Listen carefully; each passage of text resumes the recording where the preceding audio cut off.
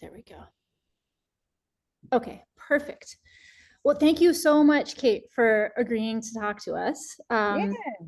Because I have so many questions, as always, about gardening and about plants and seeds and all of that. But before we get into just kind of technical questions, can you just tell us how you got to be where you are? How does one become a seed farmer? Like, what's the life path that gets you to there? Yeah. Well, I think for me, just like even with my first year of farming, like automatically just like seeds were something that interested me. So Mhm. it was just a personal interest thing, and the farmer who I first worked for did a little bit of seed saving and would do some seed saving for his own stock, just kind of like a few things that he would always grow on the farm each year, some tomato varieties, and then would do a handful of seed contracts for larger seed companies where you're growing out a really large lot and then you're just selling it all to a seed company.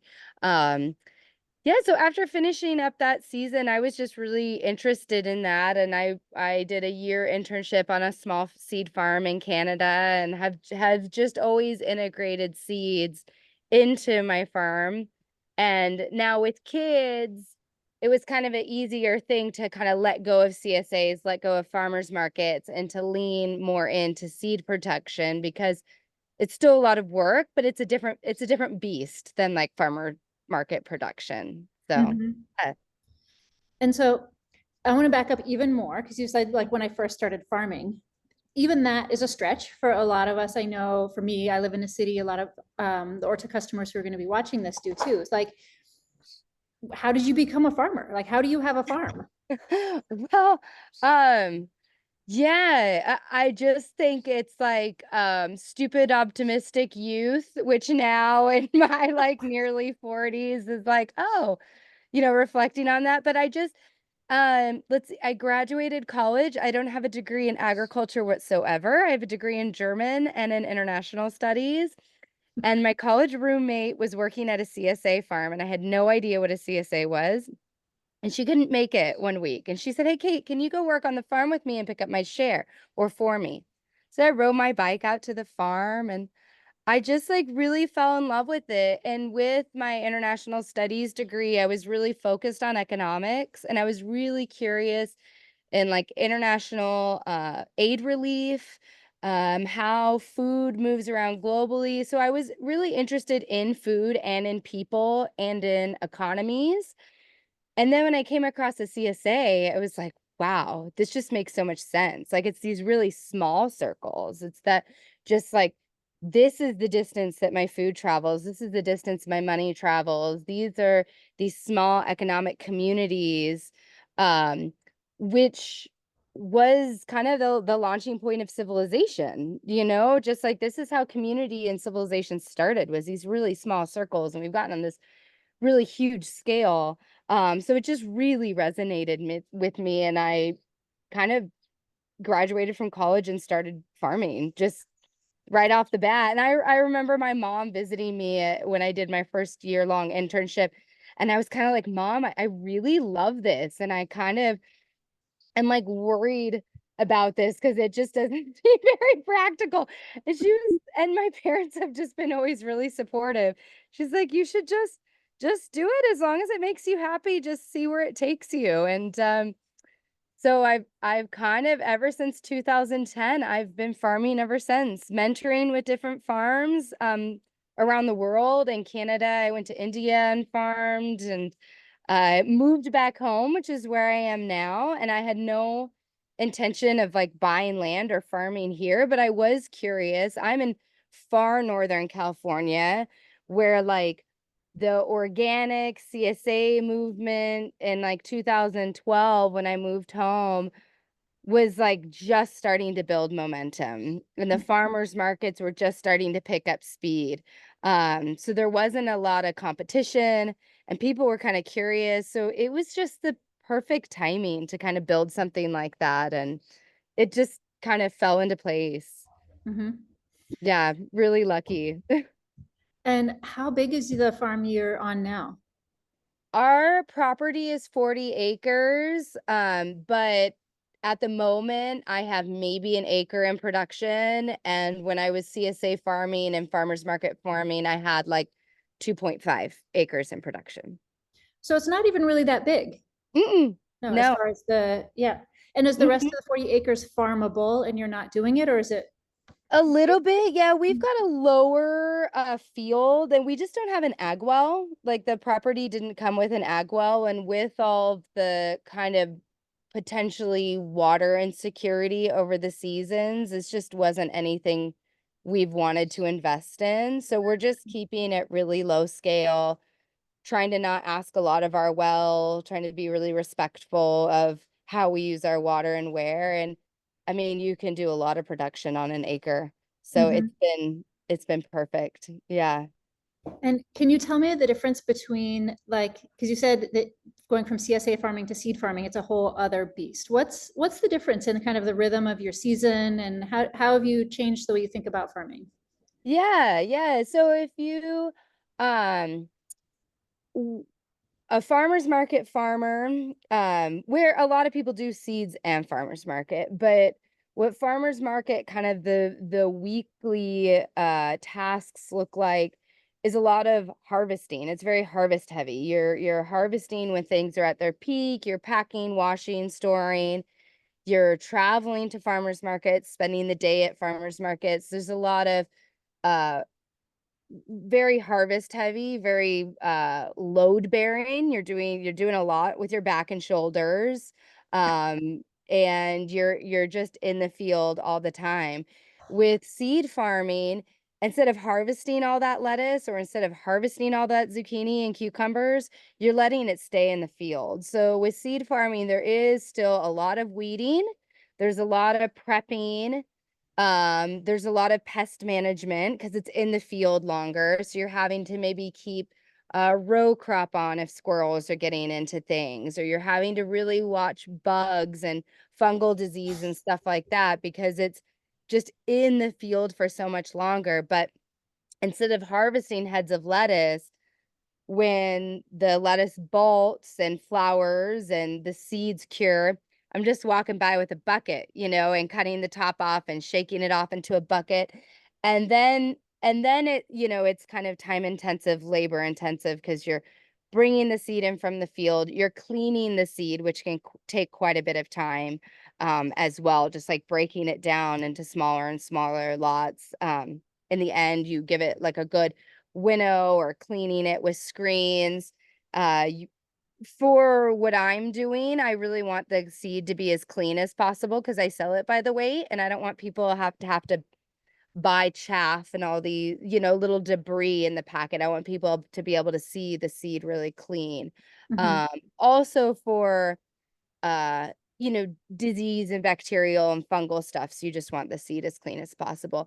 So for a seed farmers kind of has like a bigger circle of time where if you're doing CSA market or farmers market, just even one farmers market a week, it's like a tighter circle Mhm.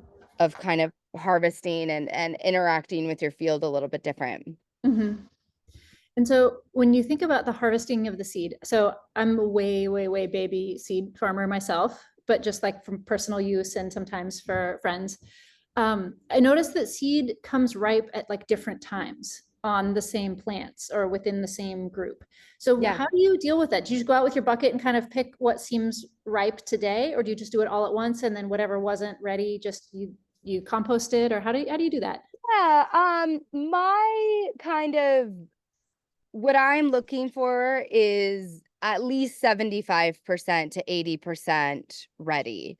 Hmm. Um, I do like to go through like if about 20% is ready and I worry that I'm going to lose that seed in time for the others, I kind of just wait it out and accept that loss because Hmm. usually the lots are big enough that I can just take that. If I have something where I'm trying to grow, do a volume increase, say somebody gave me this really cool bean that I only was given like a little handful, and I ultimately want a jar, and then I want that jar to be a bag. then I would be out there a little bit more like tending to it, making sure I get everything. If I'm doing like a big lot of lettuce or onions, I'm really going to wait until a majority of it dries down. So that like 75 to 80%. Um, and then it gives me uniform cleaning too. So I know that there's like, that immature stuff is going to blow out and screen out because it won't with the genetic, like if it's not as viable, it's easier to clean out. Mhm. And so it'll give me, I think, a larger amount of like dense, viably genetic seeds. So I kind of just wait and do one big harvest. Oh, okay. Yeah, I figured as much because like it's so fussy doing it little by little. It can be tedious, but Yeah. like if it's a special variety and you really want every single thing, that's an important thing to keep in mind. Yeah, So, yeah, absolutely. yeah. So oh, hello. Um, do you need a secret?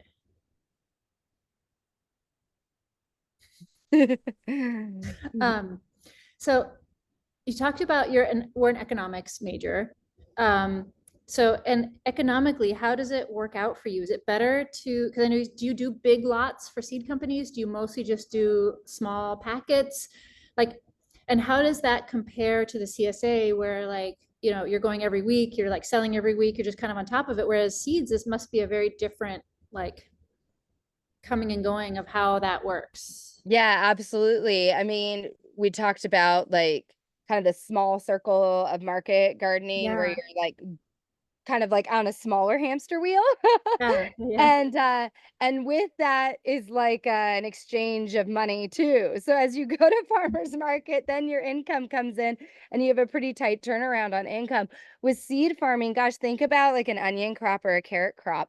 So you're sowing that seed, say this year 2024, that carrot seed.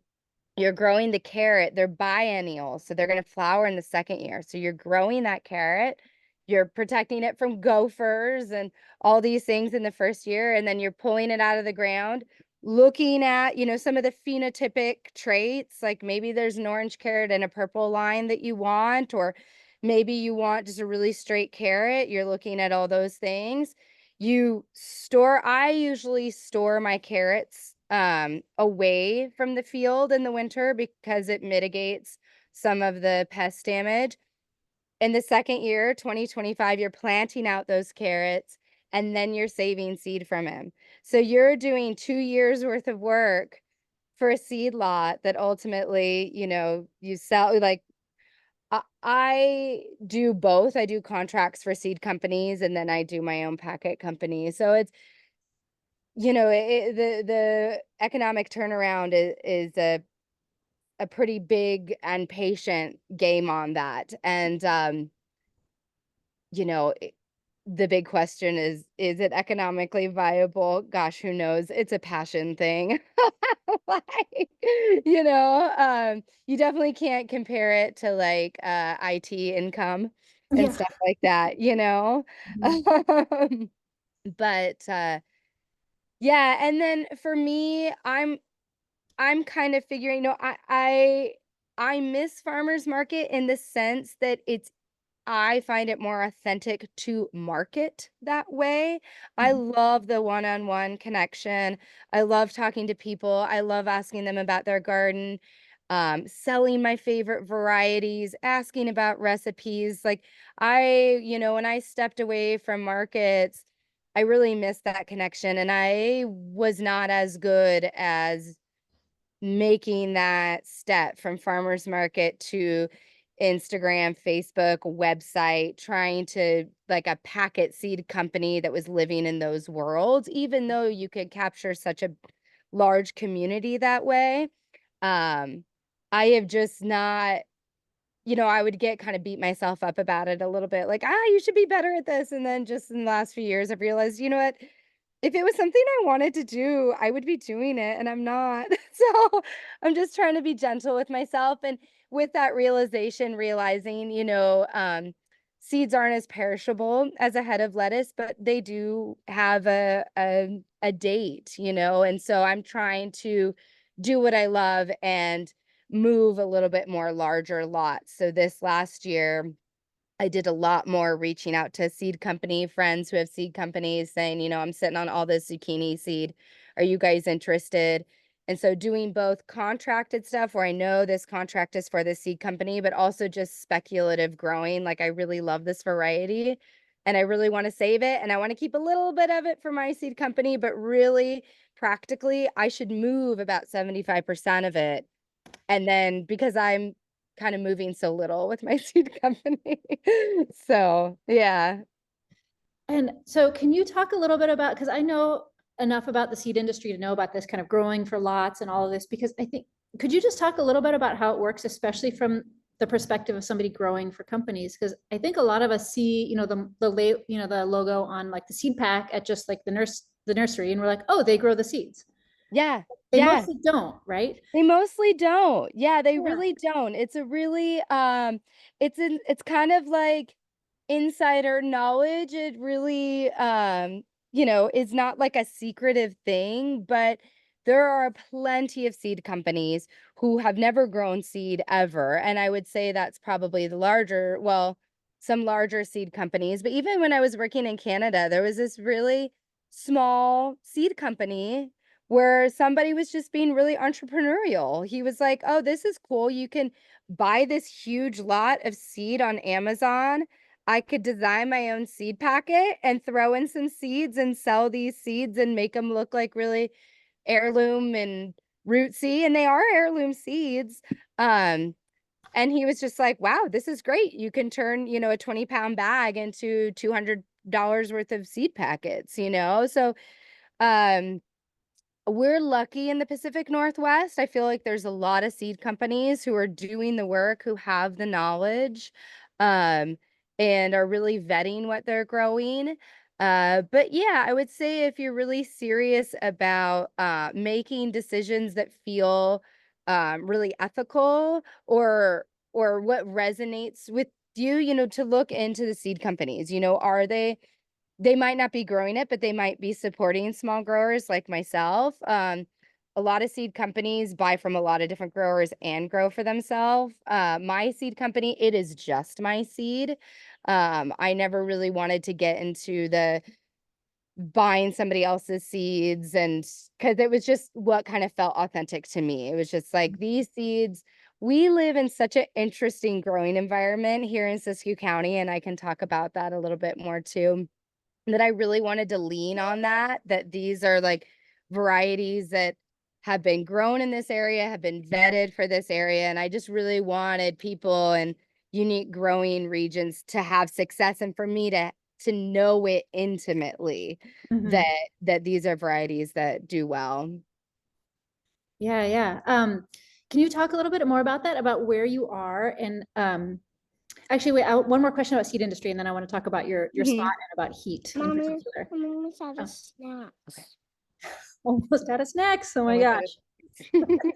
Um, The charcuterie board was not enough to hold her over for 10 minutes. oh my gosh. Um, so I want to talk about in terms of the seed industry for home gardeners, there's part of like feeling ethical about buying, knowing where the seeds are coming from, but two practical questions. One is how do you know like that you're not getting seeds that some person with good graphic design skills just got off Amazon randomly? Like how can you tell? And also like how do you know that the seeds are going to perform? Like Mm, because like again, if you take that example of some guy with just like a lot from Amazon, who knows where they even came from? Who knows even if the germination is pretty good? Because I know that has to be tested. But even if that's good, but how do you even know it's a variety that's going to perform for you, or that's been selected well to be like have a lot of diverse genetics so that it performs well for you and for me and for Carrie who's in New Jersey, right? Like how do you yeah. Yeah. as the buyer of seed, how do you know? Yeah, these are all super good questions. As far as performance, I would say it's a lot of trial and error. Mhm. And I would say vetting your seed companies, like really just looking at their website, um, and seeing, like what are they all about? What is their passion? Like what are they sharing? What are they aligned with? And where where are they located? If they're growing their own seeds, where are they located? Is it a region that's similar to your own? And season to season, things can be different. So if it's a variety that you feel passionate about, that you feel like checks all the boxes and just didn't really hit good one year, try it again if it's something you're super passionate about. I feel like I would hope that you can learn a lot just through websites and transparency and websites and just getting that feel.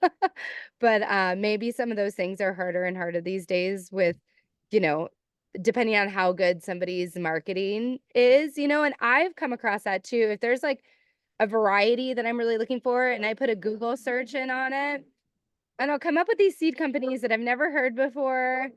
And I'll click on their website and it's just like, oh, I just don't know, Uh, so yeah, I hope, did that answer both parts of those Yeah, questions? it does. I think it's just, it goes back to like the confusion that I think a lot of us feel. That's like what's in the seed pack. And I think it's an interesting Yeah. thing about the seed industry that I've learned over the years of doing the seed club and meeting people like you and kind of learning piecemeal how the system works, that like there's no accountability. Like you don't have to put on the package where the seeds came from. Yeah, there's You know? no accountability for origin for sure. And sometimes for a manufacturer, like I could be buying, I mean, I would have to have certain licenses and stuff like that. But there are seed companies I know that sell plenty of biodynamic organic seed and then also conventional seed that they're buying from Monsanto and packaging up. And it's just like, wow, you're doing it all. Okay, you Right, have right. just a second though, Um, Um, and so you said, you talked a little bit about how sometimes, you have to do some trial and error. Do you ever, how much error do you have at this point now that you're really experienced? Do you mostly get to oh, go, or do things fail sometimes? things fail. Oh, things fail.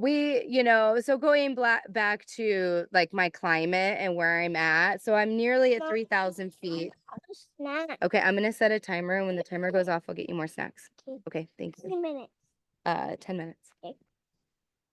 That's not so long. So I'm shy of 3,000 feet. I'm kind of like high desert, really open. So we get a lot of sun, a lot of wind, like very exposed. We had a freeze on Father's Day where This I year, had Father's Day. this year where I had to cover my peppers and my eggplants and my tomatoes, and it took out, even under frost cloth, it took out 10% and knocked, and kind of rocked the boat on, I'd say 50%. And I'm still kind of climbing out of that.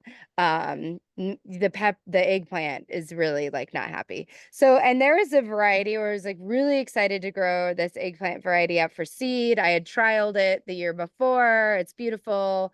And then it's just, then it's gone. Did So, any individuals from that batch live, or? I mean, they're figuring it out, but I don't know if I have a really great growing climate for seed because we're so dry. So I don't have to worry about fungal things much. I don't have to worry about airflow. We got plenty of that. And we have a long dry season, but we can get freezes as early as Labor Day.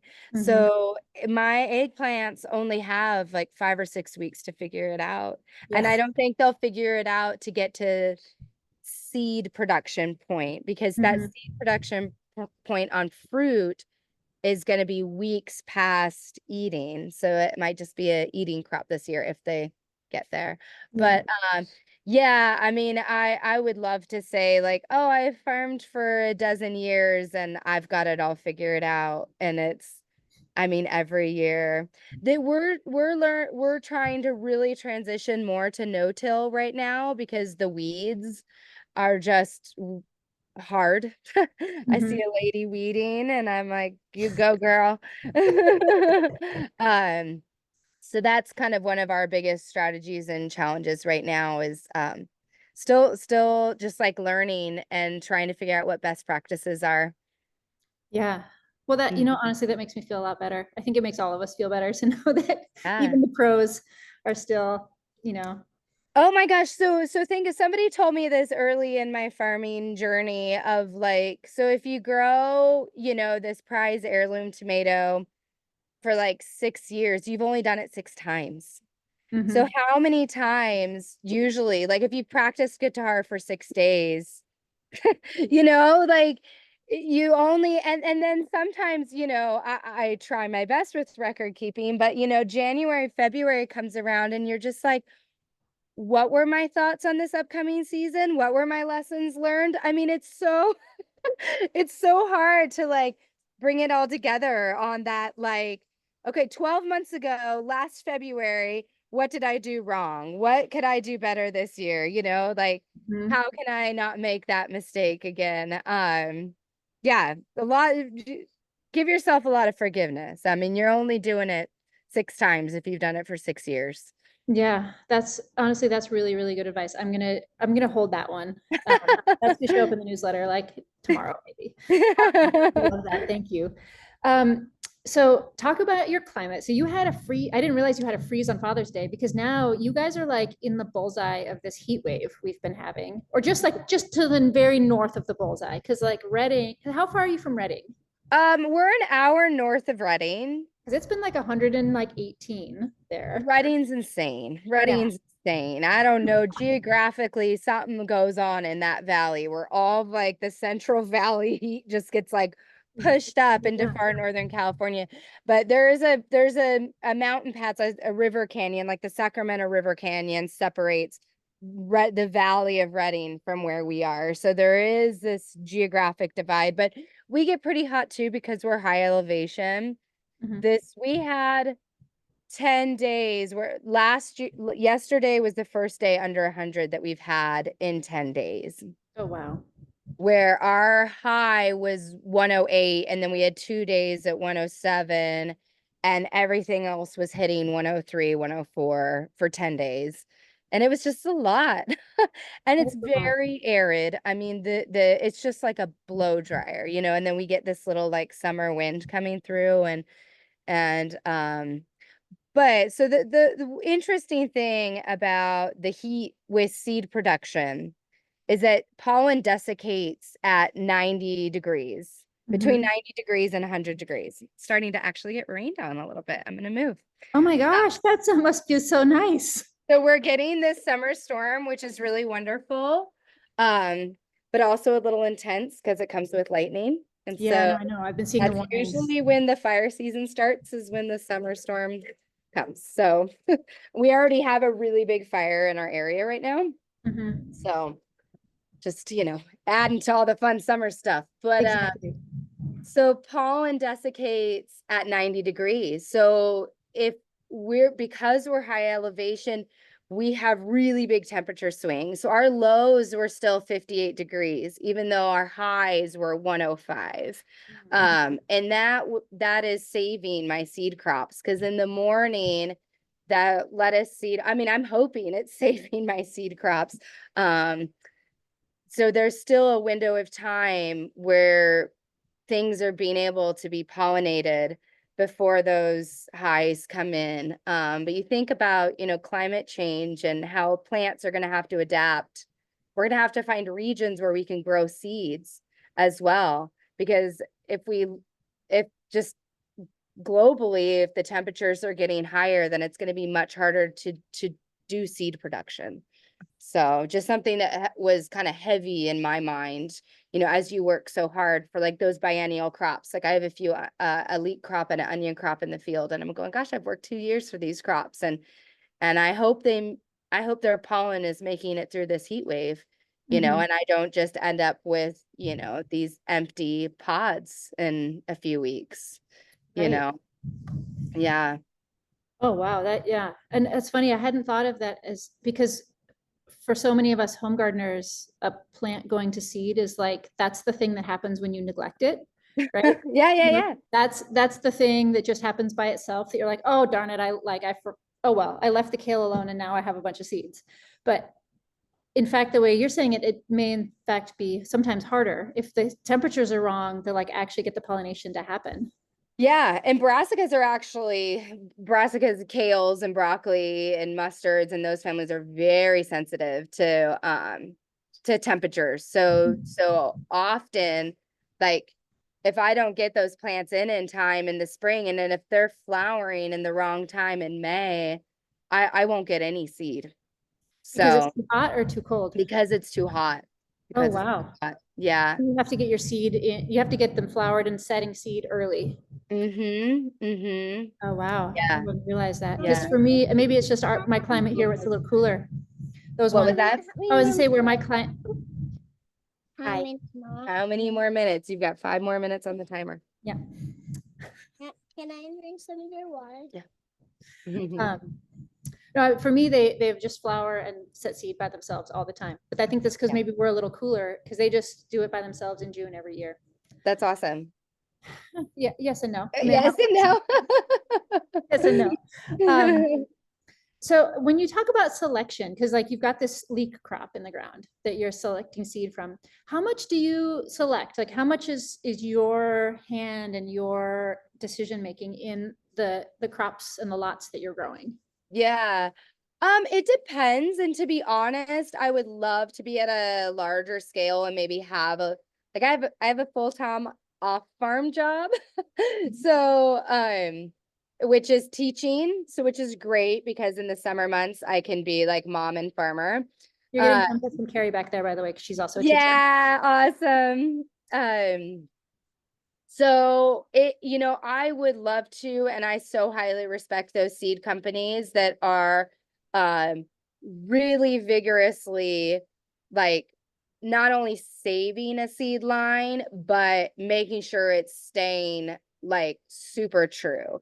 Mhm. Although I've heard, other seed companies really welcoming diversity because that's the anchor to adaptation, right?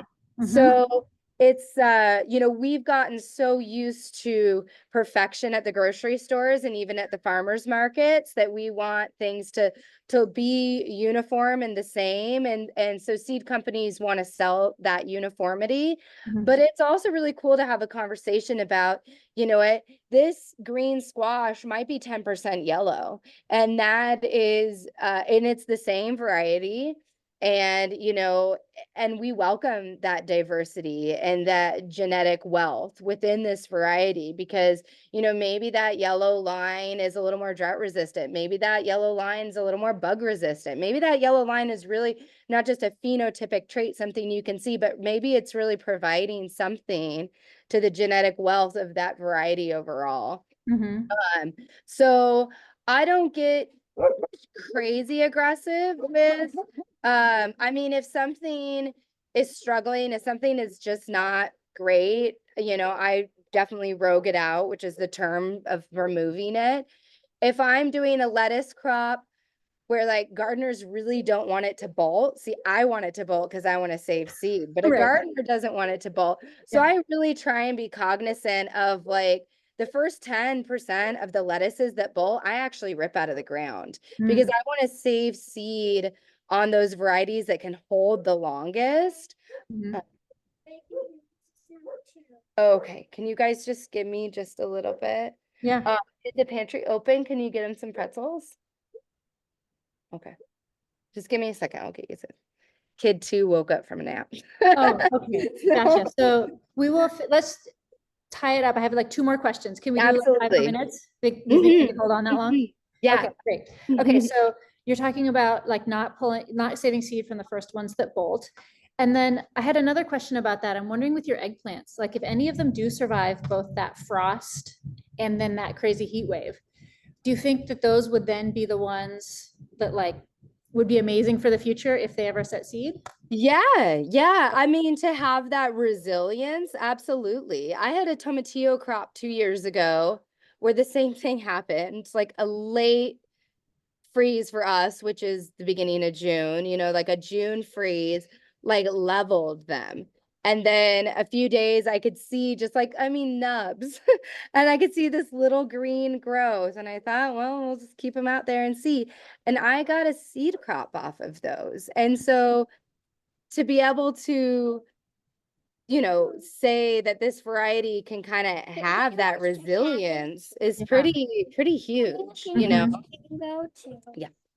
Yeah, So yeah, if that eggplant makes it, then it definitely, you know, has a lot of resilience to be able to like come back from Mhm. that for sure, which is great. And, you know, I mean, freezes can be funny things. It's really just like weird patterns of where things settle. But, you know, the ones that weren't as affected by the freeze, you know, maybe there's something to be said there too, you Right. know, kind of like Yeah. freeze stress things.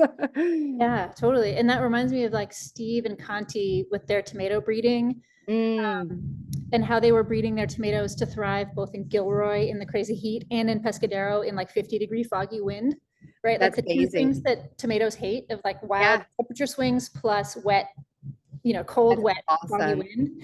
And the truth is, because they were doing that, those are the only ones that work for me because I have both of those conditions. Depending on, like, I live right on the line of fog. So like Mhm. half the summer I'm in foggy wind and the other half I'm in like blazing hot with temperature swings. Wow. So, and always my tomatoes have been like, nope, I don't like this. But, and Yeah. so I think it's really amazing to see the results that Yeah. does make a difference. Yeah. Okay, And to so go back to like seed companies who are doing the work, I mean, those are like the unsung heroes, right? they Because that's are, work that you don't get paid for.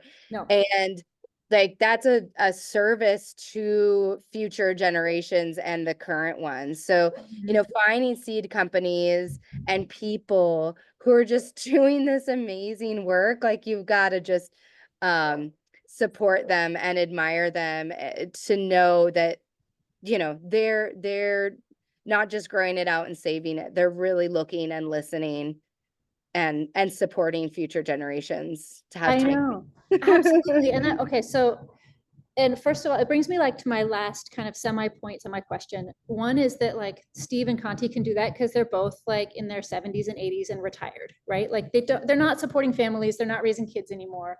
You know, like they have all the expertise and they can do it. And I think it's just so wonderful how they're giving back.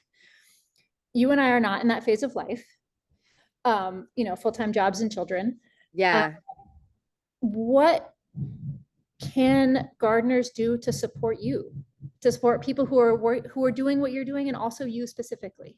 Yeah, that's a really awesome question. I mean, I think I had to like 7 years ago, I had to get off the farm to diversify my income. Like I just had to. I had to for kind of a lot of different reasons, not just financially, but just like, you know, to I don't know, be a member of society in a different way, you know?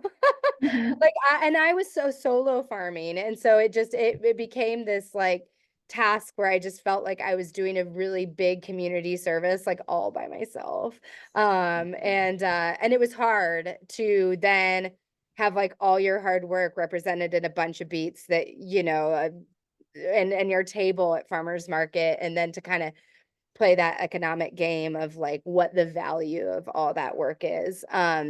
Mhm. And so I mean, I feel really thankful that I feel like I've gotten myself in a position where I'm able to do work that I really love to do on the farm and seed saving.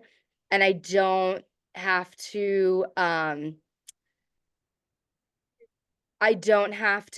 commodify it. I mean, it is tough sometimes when I think like, "Oh my gosh, I put so much work into this and I'm gonna sell it wholesale to a seed company." Um, and that's where the packet company does make more money, but like I've said, I just don't really I'm not thriving with that. So kind of we talked about it a little bit, Anne. What I see myself doing, and I need to do a lot of research in this, but I would so love to turn my little seed company into a nonprofit and Mhm. be able to be a 501(c)(3) nonprofit seed farm where I am then writing grants to fund myself to do the work and to get the equipment to support me to do the work. But then the seeds themselves, the living things, aren't commodified, and I can donate them to senior centers and schools and seed libraries and just have that be out in the community and and not have to like break it down by financial units of like, and equating it with my time and my intrinsic value that, you know, capitalist model of like time is money kind of a thing, to break away from that. So yeah, I would say, you know, obviously Homeward Bounty Farm.com, there's a website and you can order seeds, and I'm, you know, not, I'm a little shy about, but you know, there's also just so many amazing seed companies in the Pacific Northwest that are doing great work and work from the heart. And I would say are like, that is their business, that is their bread and butter. Like they are, you know, raising their families on that income. You know, so yeah, it's hard. It's a hard thing. Yeah. Hey, Carrie's got her hand up. She's got a question. Yeah, I Carrie? do. I do. What you were just talking about, is anyone here familiar with fruition seeds? They're in the Finger Lakes. So Mm-hmm. it sounds like they're launching on something very similar to what You know, you. I haven't dove into it, but I've been seeing kind of snippets of that. And I don't know if they're doing a nonprofit, but I know that they are stepping away from like seed sales.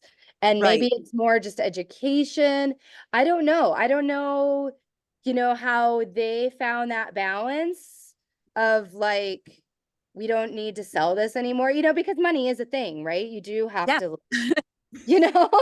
So, but it is cool. And then at the same time, I do want to say, you know, like the small seed companies where they're doing all the work and they've got the mortgages and the kids, and like they can't just say, oh no, I don't want to get paid for this work, you know? So Right. I do, you know, it seems like a really altruistic thing to be like, oh, the seeds are alive and I don't want any money from it. But there's also the reality of like, whoa, people are working super hard for this, and like they deserve to get paid for that and to be honored for that work. And yes. And to be able to price it in a way that's like represents what they need for their work, you know? So all those conversations I think are really important. Yeah. And I want, honestly, I want to have that as a whole other conversation on another day when you don't have to tend to kids and have your organic certification coming. Yeah. Erin, you stepped away. Did you have any questions? I didn't ask you, Erin, if you had questions before we go. Okay. Thank you. So we can find you at Homeward Bounty. Oh, hello. Hi. Homeward Bounty Farm, Mm-hmm. where we find you. Seed Club members have your seeds, and we're going to send out the kale. That'll be a whole other thing. I'll send that out Okay. about the kale and about the black cumin. Did you have anything else you want to add? I'm so grateful for you taking this time. Thank you. Yeah, I'm really can I excited. do Can you this please, I'm almost done. Just give me 1 second. I'm really excited about the varieties that you guys are getting, and I would love to share any details. So, you know, as that newsletter comes out, and if you have questions, or if you guys have questions after the newsletter, please put my email on there. Oh, And, sure. you know, sharing seeds is really sharing stories and other people's work too. And some of the varieties that I'm offering for you guys to this thing, we're bred and was the passion work of other people, and I would love to highlight that and give them credit. And yeah, it's just such a fun thing. It's such a fun thing. So you guys have fun in your gardens and continue to be inspired and learn and all those amazing things. Thank you so much. Thank you. I know you're so busy with everything. So thank you for taking the time. I hope we can catch up Absolutely. again one of these days. Maybe even, like, I was going to be in Shasta, didn't go, but maybe I'll get there later next year. Yeah, if you're ever in the area, let me know. Okay, farm tours. Amazing. Yeah. Thank you Thank all you. so much for your time. See you. Bye-bye. Absolutely. Take care, you guys. Bye.